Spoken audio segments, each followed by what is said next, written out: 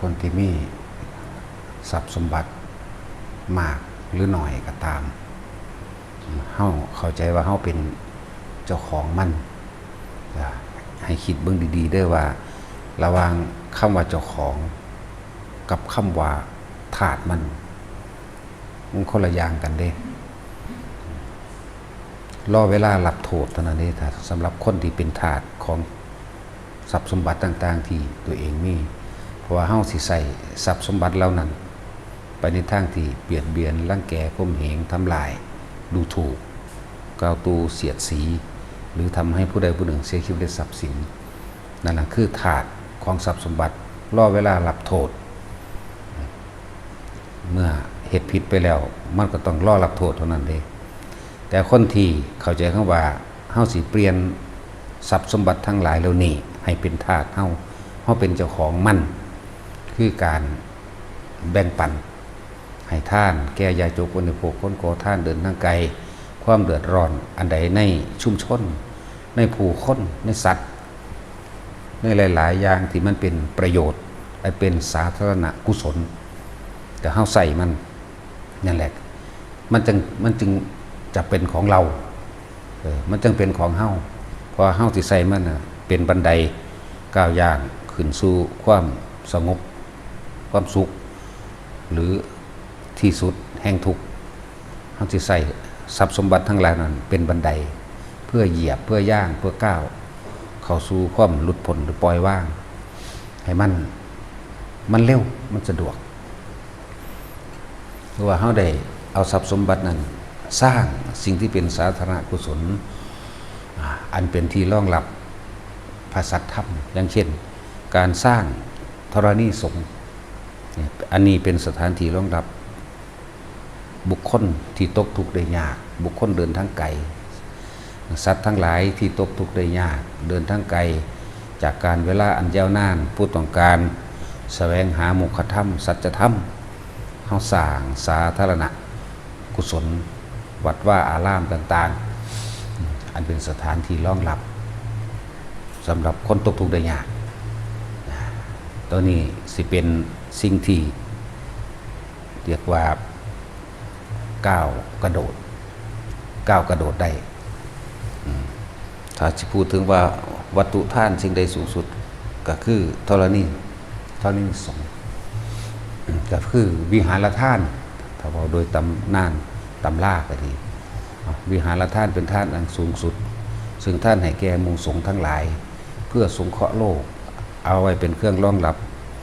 พระสัทธรรมนะสำหรับผู้เดินทางไกล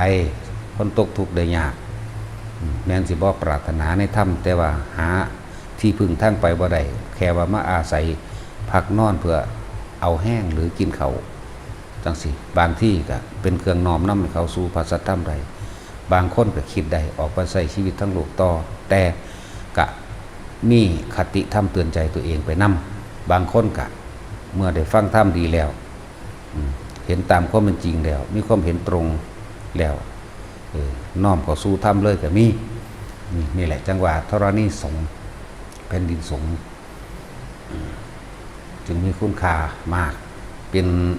คนที่ใส่ทรัพย์สมบัติเหล่านี้เฮาจึงเป็นเจ้าของมัน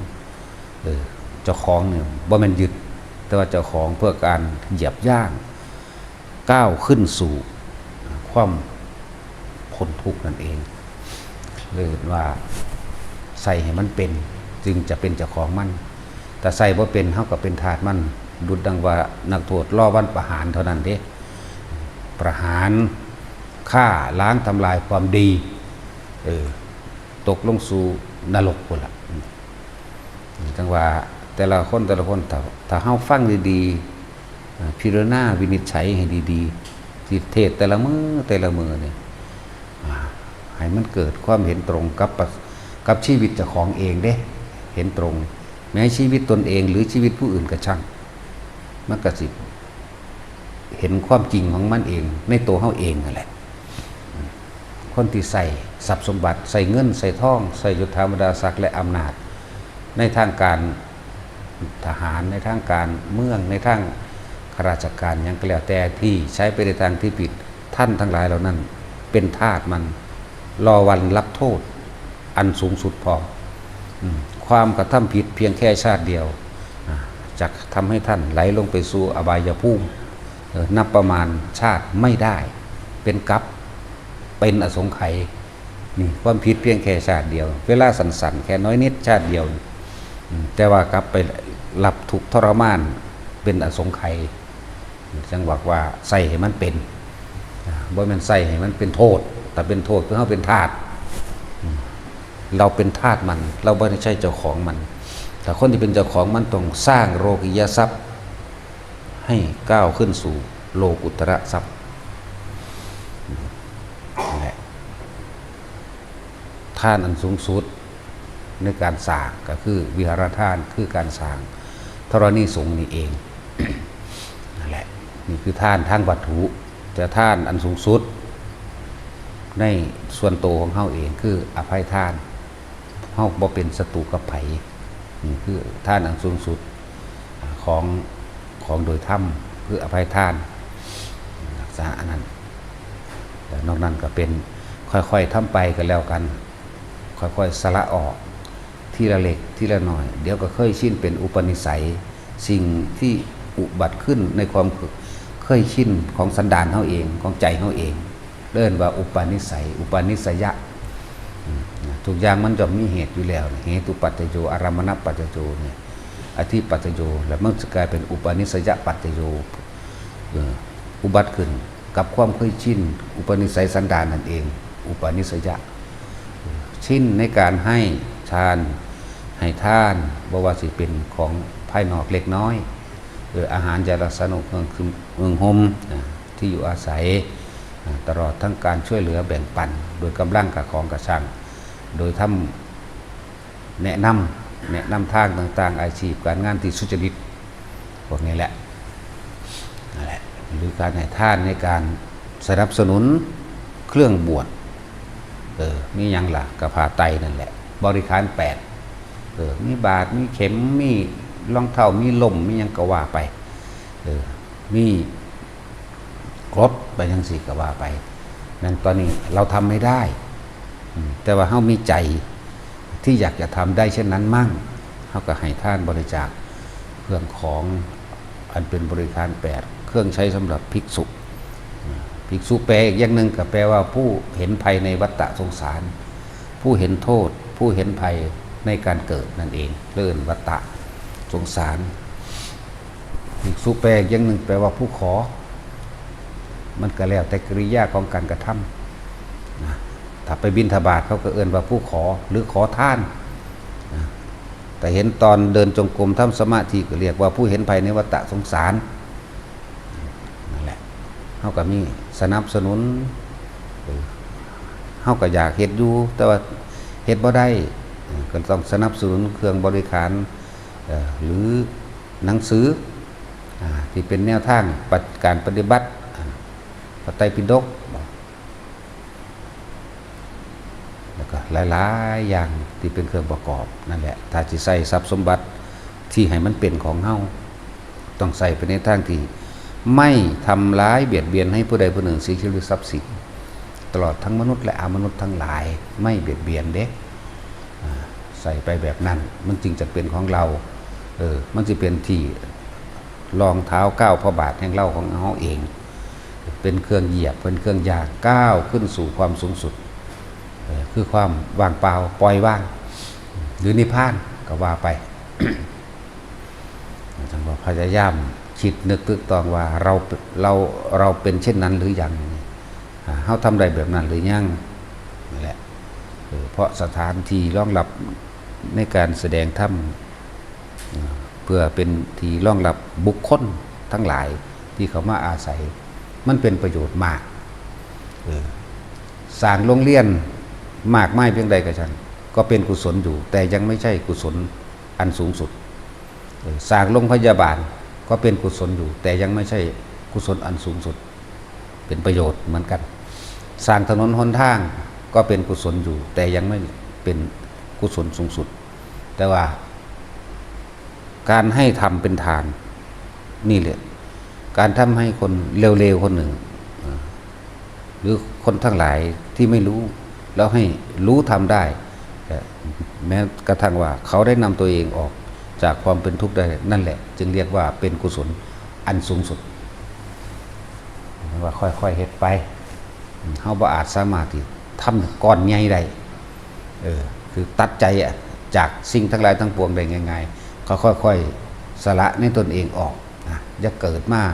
เป็นโทษแก่ตนให้เกิดมาเป็นประโยชน์แก่ผู้อื่นเมื่อเป็นประโยชน์แก่ผู้อื่นแล้วสิ่งที่เฮาทำแท้ๆมันจะไปใส่มันบ่ไปไหนเด้มันกลับขึ้นมาหาเราเช่นเดิมทั้งที่ไม่อยากได้ยิ่งให้ยิ่งได้นั่นแหละยิ่งสละออกเท่าไหร่ยิ่งมีมากขึ้นแต่ว่าในความมีความได้นั้นมีแต่ให้ต่อไปเท่านั้นสละออกไปเรื่อยๆจนสละหมดความเห็นแก่ตัวมันจะเบิดความเห็นแก่ตัวบ่มียังมากถ้าว่าตอนแรกเหมือนมันยากก็เลยบอกแต่ละคนเด้อค่อยๆสละออกคนละบาทหนึ่ง2 บาทหลายคนที่ว่าบ่มีจำนวนเงิน